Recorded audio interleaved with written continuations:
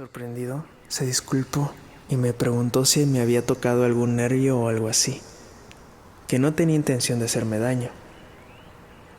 Debió de haberse sentido muy mal al pensar que me había hecho daño o me había tocado de una forma equivocada. Lo último que deseaba era desanimarle. Con todo, se me escapó algo como un "no me dolió, no me ha dolido", y hubiese zanjado así la cuestión. Pero tenía la sensación de que si el dolor no había provocado tal reacción, entonces, ¿cuál era la explicación para justificar que le quitase de mis hombros de forma tan brusca delante de mis amigos? Así que imité la cara de alguien que se afana en reprimir, sin éxito, una mueca de dolor. Nunca se me había ocurrido pensar que lo que me había producido pánico cuando me tocó fuese lo mismo que asusta a las vírgenes cuando las toca por primera vez la persona que han elegido. Descubren sensaciones que no sabían que existían y que producen placeres muchísimo más perturbadores que los que se consiguen en solitario. Él parecía sorprendido por mi reacción, pero hizo todo lo posible para demostrar que me creía, mientras yo fingía el dolor en mis hombros. Fue su forma de dejarme escapar y de disimular que no se había dado ni pizca de cuenta del extraño matiz en mi reacción. Cuando más tarde supe lo meticulosamente mordaz que era su habilidad para identificar señales contradictorias, no dudé que tuvo que haber sospechado algo entonces. Espera, déjame mejorarlo. Me estaba poniendo a prueba y comenzó a masajearme el hombro. Relájate, me dijo delante de los demás. Pero si me estoy relajando. Estás tan rígido como este banco. Toca esto, le dijo Marcia, una de sus amigas que estaba más cerca de nosotros. Es todo en nudos. Noté sus manos en mi espalda. Mira, dijo mientras presionaba la palma abierta con fuerza contra mi espalda. ¿Lo notas? Debería relajarse más. Deberías relajarte más, repitió ella. Quizá en este momento, al igual que en muchos otros, ya que no sabía hablar en clave, no supe qué decir en absoluto. Me sentí como un sordomudo que no sabe ni siquiera utilizar el lenguaje de signos. Tartamudeé todo tipo de cosas, para no decir lo que estaba pensando. Hasta ahí llegaba mi código. En cuanto conseguí respirar lo suficiente como para pronunciar unas pocas palabras, pude más o menos salir del atolladero. De otra manera, el silencio entre ambos me hubiese delatado, por lo que cualquier cosa, incluso el más absurdo disparate, era mejor que el silencio. El silencio que me ponía en evidencia. Sin embargo, lo que probablemente me delatase, incluso más, fuesen mis intentos por superarlo delante del resto. El desánimo personal debió de aportarme algo cercano a la impaciencia y a la rabia contenida, que él hubiese pensado que iba dirigido contra él.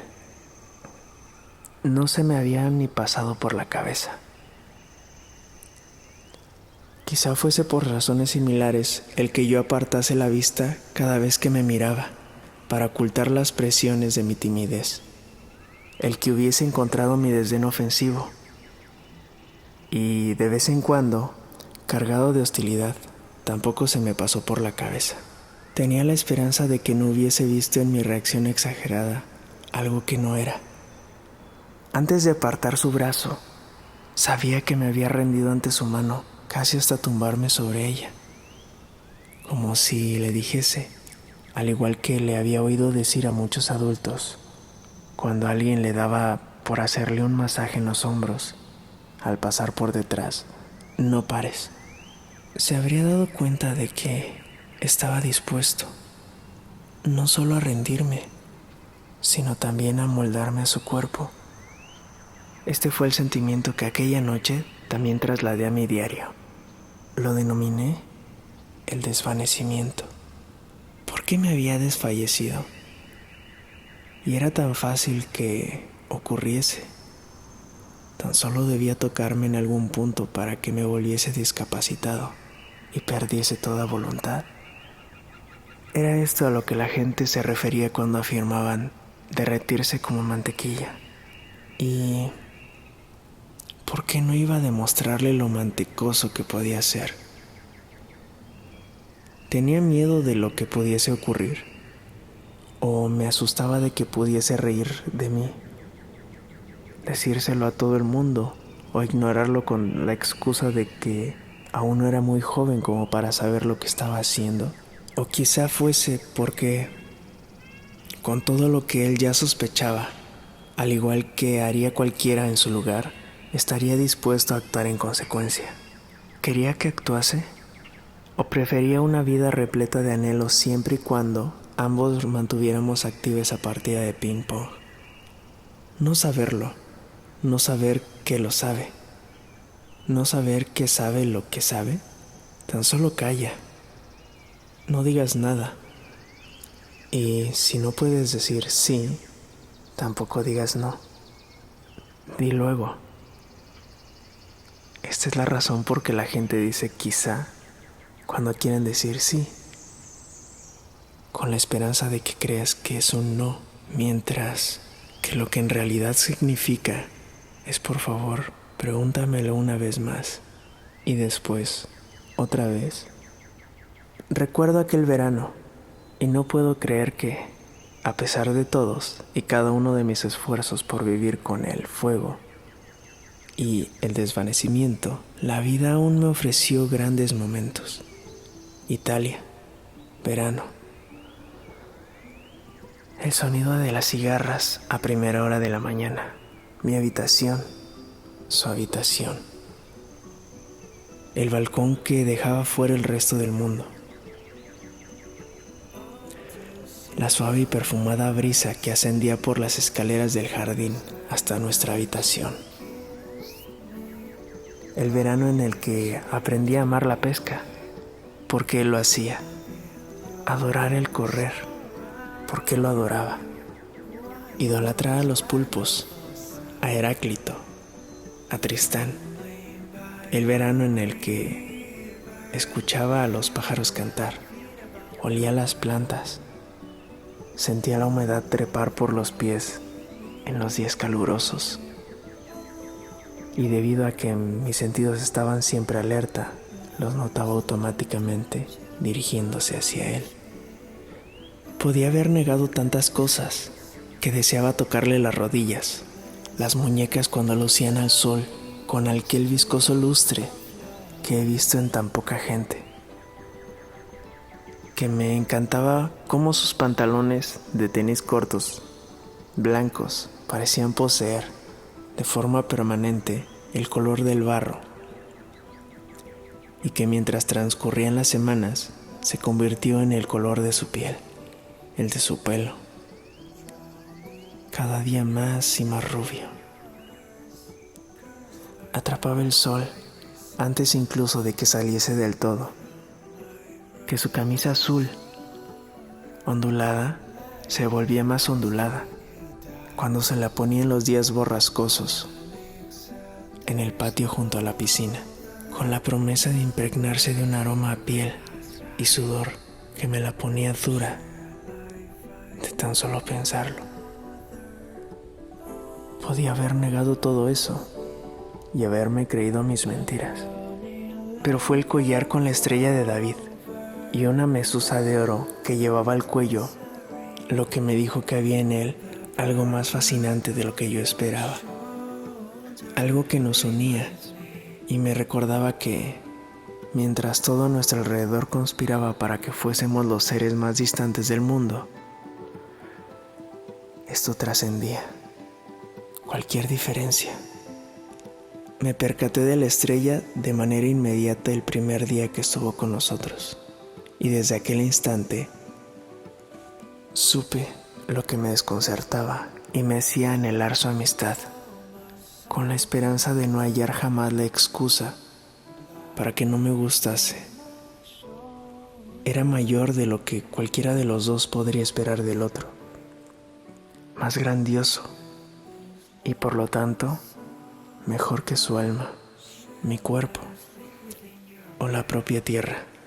Mirarle fijamente al cuello con la estrella y el revelador amuleto era como observar algo eterno, ancestral, inmortal para mí, en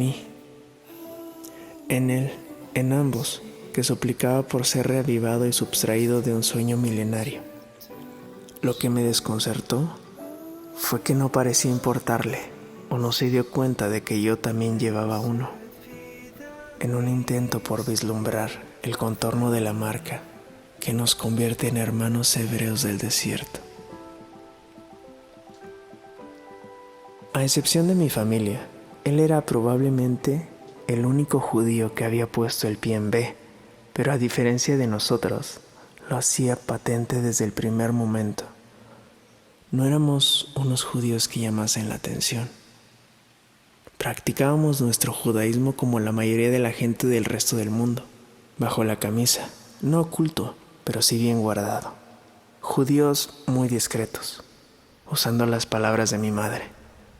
Ver a alguien proclamando su judaísmo colgado al cuello como lo hizo Oliver, cuando cogió una de las bicis y se dirigió hacia el pueblo con la camisa abierta, nos chocaba, puesto que nos indicaba que podíamos hacer lo mismo y salirnos con la nuestra. Intenté imitarle en varias ocasiones, sin embargo, estaba demasiado cohibido, como alguien que intenta actuar de forma natural mientras camina desnudo por un vestuario, cuando al final en lo único que se fija es en su propia desnudez. En el pueblo intenté hacer alarde de mi judaísmo con unas silenciosas fanfarronadas que no surgen tanto de la arrogancia, sino como de una vergüenza reprimida. Él no. Aunque esto no significa que él nunca pensase acerca de ser judío o acerca de la vida de un judío en un país católico. En ocasiones, hablábamos sobre un tema en particular donde aquellas largas tardes, cuando ambos dejábamos de lado el trabajo y disfrutábamos charlando, mientras el resto de la casa y los invitados se habían retirado en sus respectivas habitaciones para descansar unas horas, él había vivido durante el tiempo suficiente en pequeños pueblos de Nueva Inglaterra como para saber lo que significaba ser un judío que está de sobra. Pero el judaísmo nunca le preocupó de la misma forma que a mí, ni la ofuscación metafísica con uno mismo o con el mundo era un tema recurrente para él. Ni siquiera albergaba la táctica promesa física sobre la hermandad redentora, y quizá es por eso por lo que no se sentía incómodo por ser judío, y no tenía que estar hurgando en ello a todas horas. De la misma forma que los niños se manosean las costras que desean que desaparezcan, él llevaba bien ser judío. Estaba a gusto consigo mismo, al igual que se contentaba con su cuerpo, con su apariencia, con sus reveses, con su selección de libros, música, películas, amigos. No le importaba perder su preciosa pluma Mont Blanc. Me puedo comprar otra exactamente igual. Se sentía a gusto, también con las críticas. Le mostró a mi padre unas páginas de cuya autoría se enorgullecía. Mi padre le indicó que su acercamiento a Heráclito era brillante, pero necesitaba más concreción y aceptar la naturaleza paradójica de los pensamientos del filósofo, no simplemente explicarlos. Le parecía bien consolidar ciertas cosas. Le gustaban las paradojas. Volvimos a la mesa de dibujo que también le parecía bien. Invitó a mi joven tía a una conversación íntima a medianoche, mientras daban una gita, un garbeo, en nuestra motora. Ella lo rechazó, pero no pasaba nada.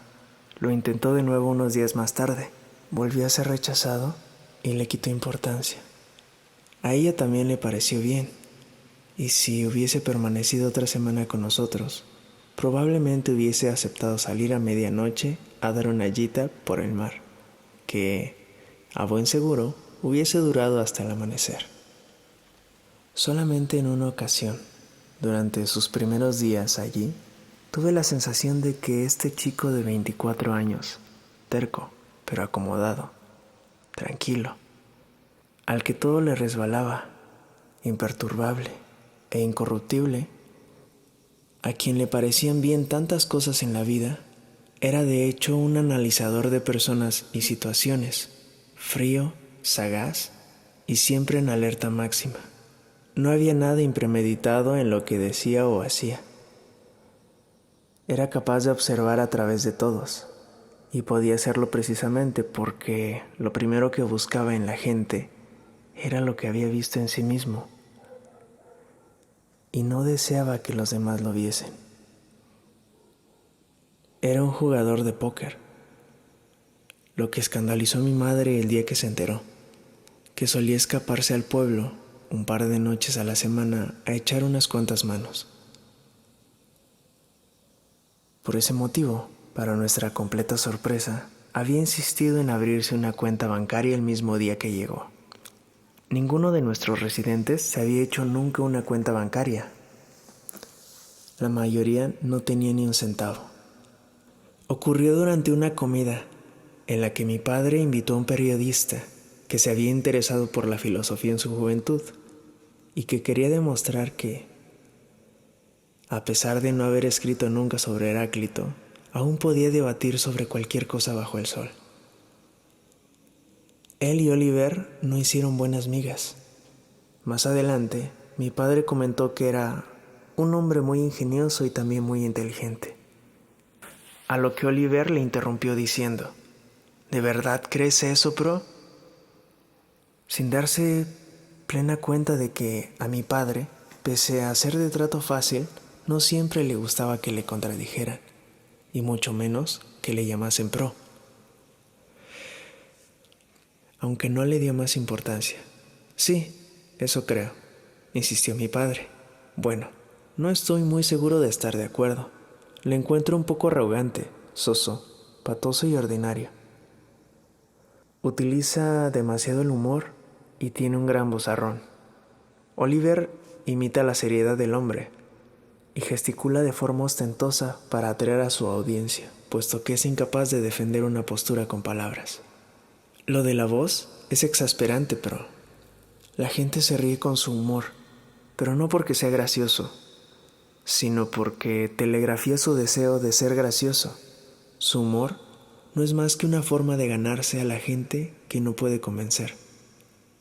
Si te fijas en él mientras está hablando, siempre mira para otro lado. No te escucha, solamente tiene ganas de decir cosas que ha ensayado cuando tú hablabas y tiene que soltar antes de que se lo olvide. ¿Cómo podía nadie intuir la forma de pensar de otros sin que éste estuviese ya familiarizado con la misma forma de pensar? ¿Cómo podía percibir tantos giros enrevesados en otros si no los hubiese utilizado con anterioridad? Lo que me chocó no fue solamente su asombrosa habilidad para leer a la gente, para rumiar entre sus entrañas y rescatar la configuración precisa de su personalidad, sino su capacidad de intuir cosas de la forma exacta en la que yo lo habría hecho. Al final, esto fue lo que me acercó a él con una fuerza que iba más allá del deseo o la amistad o la atracción de compartir la misma religión. ¿Por qué no vamos a ver una peli? Soltó una tarde mientras estábamos todos juntos sentados, como si de repente hubiese caído en la solución de lo que podría haber sido una aburrida tarde en casa. Acabábamos de dejar la mesa de la cena en la que mi padre, como solía hacer últimamente, me había estado animando a intentar salir con amigos más a menudo, sobre todo por las tardes. Casi lindaba con un sermón. Oliver era un novato entre nosotros y no conocía a nadie en el pueblo, por lo que yo le debí de parecer tan buen compañero de película como cualquier otro.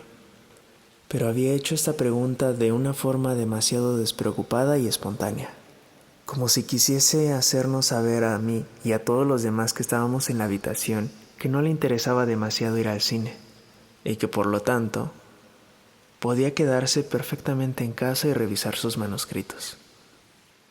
La inflexión indiferente de su propuesta, sin embargo, fue un guiño enviado a mi padre.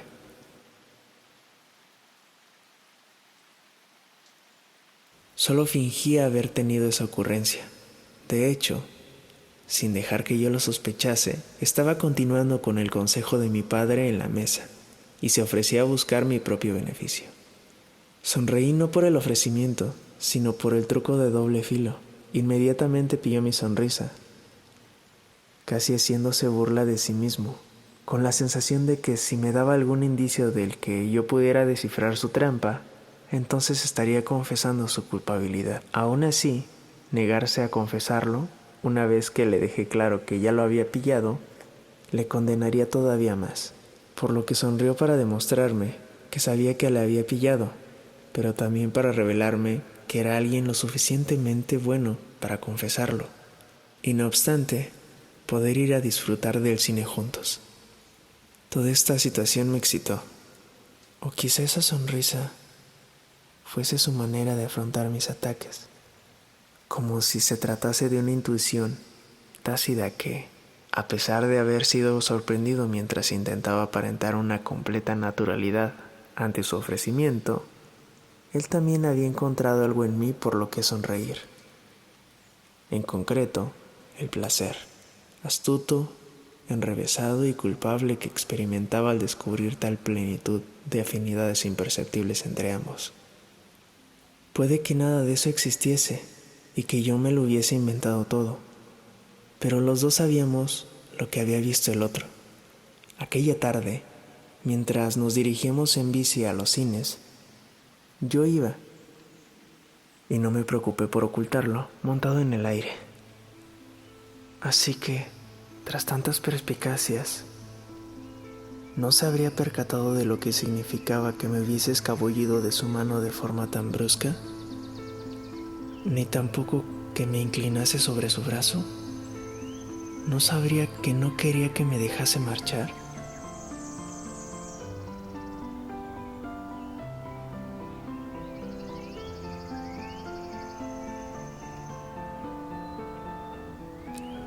¿No sintió que cuando comenzó a darme el masaje, mi incapacidad para relajarme era mi último refugio, mi última defensa, mi último pretexto, que no me habría resistido ni por lo más remoto del mundo, sino que era una resistencia falsa, que era incapaz de resistirme y que nunca iba a querer resistirme a pesar de lo que me hiciese o me pidiese que hiciera? No sabría que, mientras estaba sentado en la cama aquella tarde de domingo, en la que no había nadie en casa más que nosotros dos, y le vi entrar en mi habitación para preguntarme por qué no estaba con los demás en la playa, y decidí no abrir la boca para responder usando tan solo un encogimiento de hombros. Fue simplemente para no mostrar que no era capaz de recabar el suficiente aire como para hablar, y que si conseguía escapar, y que si conseguía pronunciar un solo sonido, iba a ser para que se me escapase una confesión o un lamento, una cosa u otra. Nadie jamás, desde mi infancia, había conseguido hacerme pasar un trago así. Tengo una mala alergia, dije por fin. Yo también, me contestó. Probablemente la misma. Volví a encogerme de hombros. Recogió mi viejo osito de peluche con una mano, se inclinó hacia él y le musitó algo en el oído. Tras girar la cabeza del osito hacia mí y modificando su voz, me preguntó: ¿qué ocurre? ¿Estás enfadado? Para entonces, ya debía de haberse percatado del bañador que llevaba puesto. Lo llevaba más abajo de lo que rige la decencia. ¿Quieres ir a nadar?, preguntó. Quizá luego, le respondí yo, haciendo uso de su palabra. pero intentando hablar lo menos posible para que no se diese cuenta de que estaba sin aliento. Vamos ahora. Extendió la mano para ayudarme a levantar. Se la cogí y ocultándole el lado de la cara que daba a la pared para evitar que me viese, le pregunté, ¿debemos hacerlo? Esto es lo más cerca que jamás he estado de decirle quédate a mi lado, deja que tu mano vuele hacia donde desee, quítame el bañador y tómame, no haré ningún ruido, no se lo diré a nadie, sabes que la tengo dura, y si no lo sabes, cogeré tu mano, me la meteré ahora mismo dentro del bañador y dejaré que introduzcas todos los dedos que te apetezca dentro de mí. ¿No se había percatado de nada de esto? Dijo que iba a cambiarse y salió de la habitación. Te va abajo. Cuando me miré la entrepierna, me percaté, para mi asombro, de que estaba húmeda. ¿Lo habría visto él? Seguro que sí. Es por eso por lo que quería que mecemos a la playa. Es por eso por lo que se fue de mi habitación. Me golpeé la cabeza con el puño. ¿Cómo podía haber sido tan descuidado, tan inconsciente, tan estúpido? Por supuesto que lo había notado. Debía aprender a hacer lo que él había hecho, encogerme de hombros y no preocuparme por el fluido preseminal. Pues ese no era yo. A mí nunca se me hubiese ocurrido decir, ¿y qué más da si lo vio? Y ahora él lo sabe. Lo que nunca se me había ocurrido pensar es que alguien de los que vivían bajo mi techo, que jugaba a las cartas con mi madre, que desayunaba y comía con nosotros, que recitaba por pura diversión las oraciones de bendición hebreas en las cenas de los viernes, que dormía en nuestras camas, usaba nuestras toallas, compartía nuestras amistades, veía la tele con nosotros durante los días de lluvia, cuando nos sentábamos en el salón tapados con una manta, porque hacía un poco de frío y nos sentíamos tan cómodos, todos apretujados escuchando el repiqueteo de la lluvia contra los cristales. Que a alguien más, en mi mundo más cercano, le pudiese gustar lo mismo que a mí, queriese lo mismo que yo, ser quien yo era, nunca se me hubiese pasado por la cabeza, ya que aún estaba bajo la ilusión de que, salvo lo que leí en los libros, infería por los rumores u oía por curiosidad en algunas conversaciones subidas de tono. Nadie de mi edad podría querer ser hombre y mujer a la vez, con hombres y mujeres. Había deseado a otros chicos de mi edad con anterioridad y me había acostado con chicas. Sin embargo, hasta que él se bajó del taxi y se adentró en mi hogar, nunca me había parecido ni tan siquiera remotamente factible que alguien tan contento consigo mismo hubiera querido compartir su cuerpo, tanto como yo anhelaba ofrecer el mío.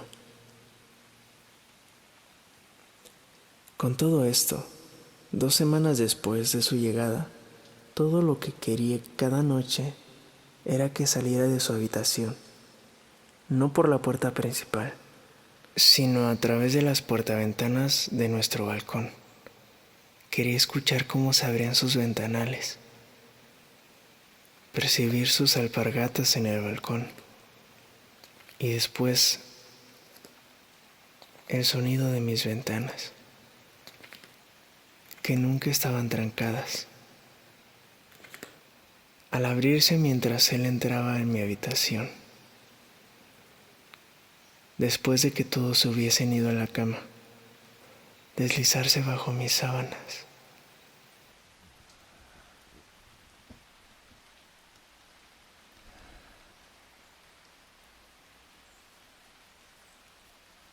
Desvestirme sin preguntar.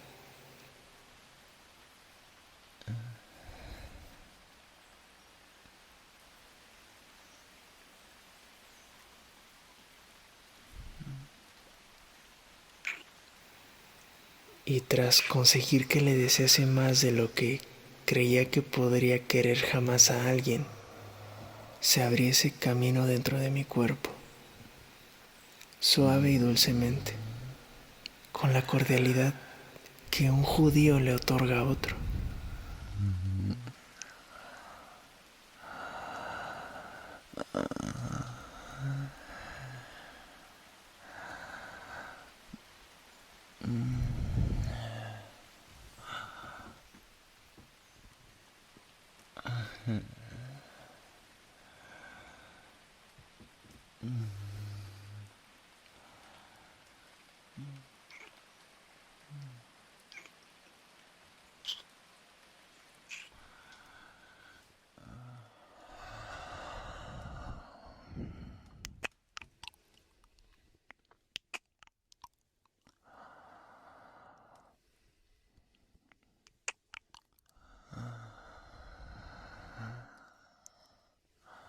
Y después de haber tenido en cuenta las palabras que yo habría estado ensayando durante días, por favor, no me hagas daño, lo que significaba, hazme todo el daño que quieras.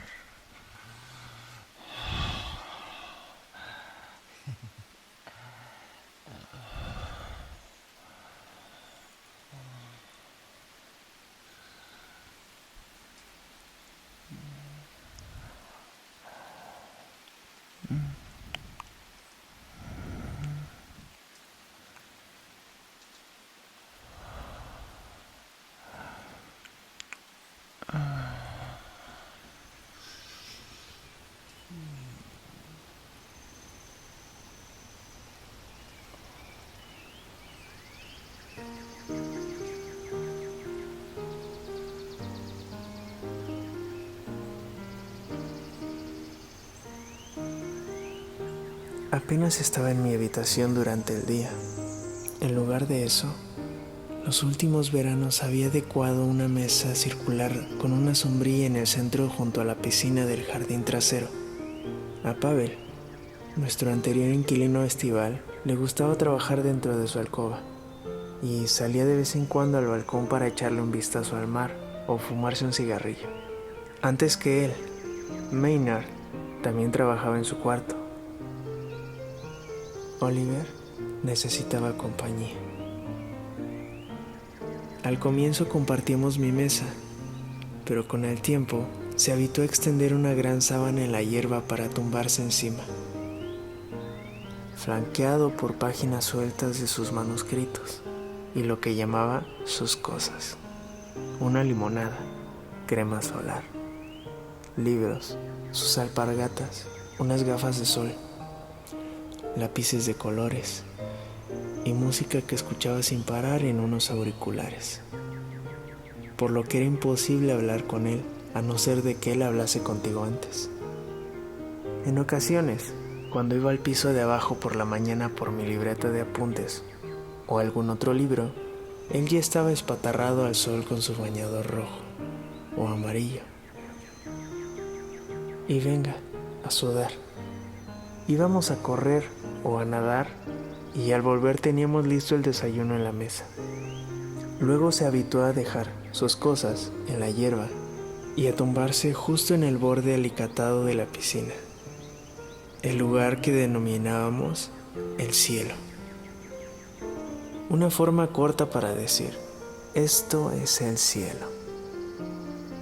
Y después de comer, solía decir, y ahora me voy para el cielo, añadiendo como una broma interna entre los latinistas, aturrarme.